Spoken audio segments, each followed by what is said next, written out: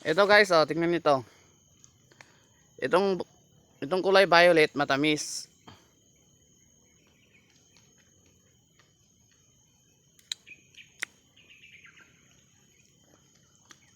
Actually, matamis na maasim pala siya.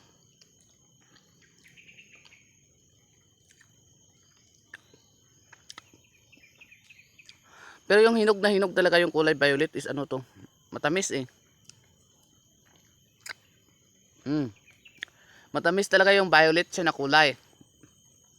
Yung medyo alanganin pa or yung may pula-pula pa siya, matamis na maasim.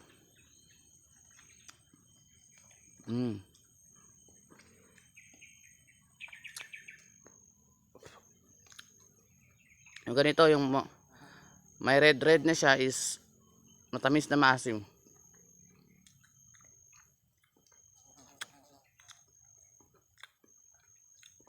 Maasim pa pala yun kasi masyadong mas lamang yung green niya. Yung pula lang talagang matamis na maasim. At yung alanganin pa na violet.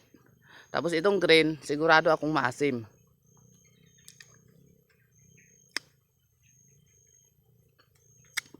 Pero ito masarap. Ito lang yung parang alam namin na prutas dati.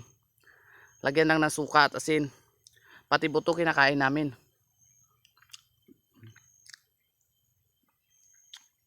Pero ngayon maasim talaga siya.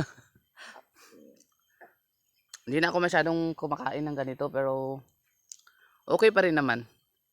Actually parang inyam. Mas maliliit lang kasi yung inyam.